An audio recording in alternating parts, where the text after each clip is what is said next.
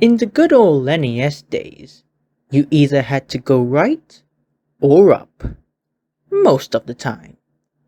Now, that's not the case anymore. Video games evolved, levels evolved.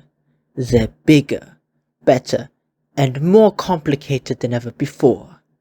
Now, some games even allow you to beat a level in more ways than one. That's insane! Sounds like a good thing, yes? Well, with complex levels come problems.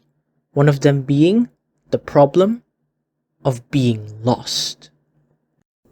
Even though the term being lost conjures a negative connotation, it can be a good or bad thing for the gameplay experience. It all comes down to the genre and the world itself. When done right, it can make the game feel better, more alive, or even magical. On the flip side, when not done right, it can make the game feel like a slog to navigate. Genre plays a big role in how a game makes you feel lost. For example, you really should not be lost in a simple platformer. However, in games that are more focused on the world building, getting lost can complement the gaming experience.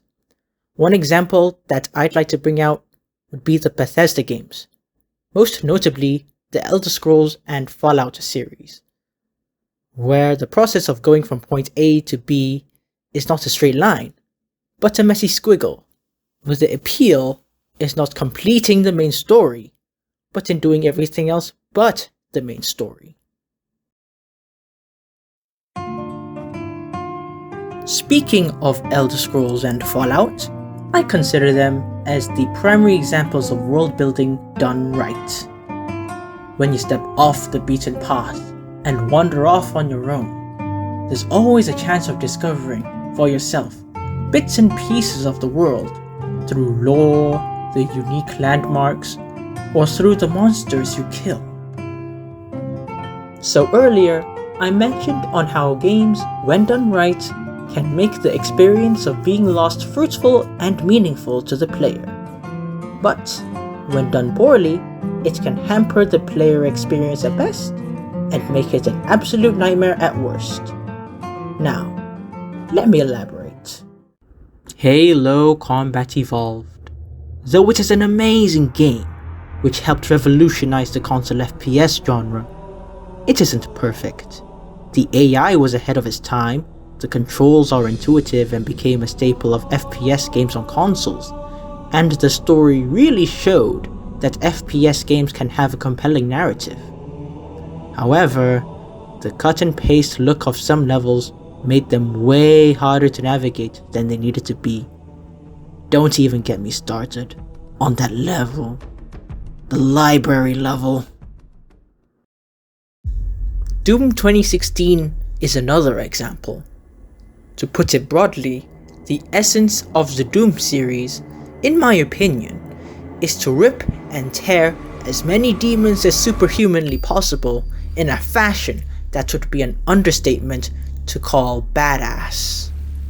Doom 2016, no doubt, delivers plenty on that front. However, at least in my playthrough of it, these awesome moments were very unpleasantly cut by long stretches of me struggling to navigate empty terrain that I already cleared, just to find an item to allow me to unlock a new section of the level. Yes, I know that the original Doom did it all those years ago, but just saying, Doom Eternal didn't do it. With the array of tools that developers can use, there is an ever-growing potential to making bigger and more sprawling worlds. That potential can be used for both good and bad, as we have discussed. With this increase in scale, being lost in the game will continue to be a common experience that all players will inevitably go through. Even though being lost can lead to a whole host of problems, there is no denying that when done right, it can become an integral part of the video game.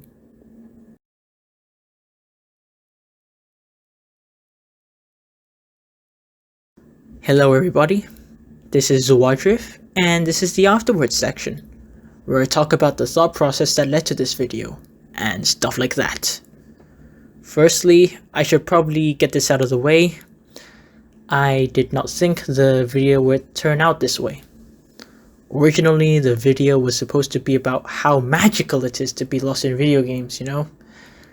This came up because a friend of mine watched me play Shantae and the Seven Sirens, and I was just wandering around because I had no idea where to go. Well, strangely enough, even though he remarked that it must be tedious, it didn't feel that way to me, you know? This made me think of other games such as Legend of Zelda Breath of the Wild and Skyrim, which had the game focus on how much fun it is to be lost. But when I played Xenoblade Chronicles 2, I got lost. A lot. For that reason, and for some reason, it felt tedious to navigate, and it sucked out the joy I would have, otherwise experienced playing. Since the rest of the game is pretty good. Well, after like 30 hours. So, yeah. Thanks to Xenoblade Chronicles 2, I rewrote the script to make it less of a positive thing and more of a neutral thing. Secondly, this is my first video, and I do not know a lot of things, and I don't have the best equipment. Like a mic. I'm using my phone right now. And my skills as a video editor are not really great, so hopefully I can learn new things as time goes on. If this takes off, that is. Well, with that said, if you have any feedback, advice, or jokes, you can put that in the comments. And with that said, thank you all for watching, and hopefully I will see you guys next time. Bye bye.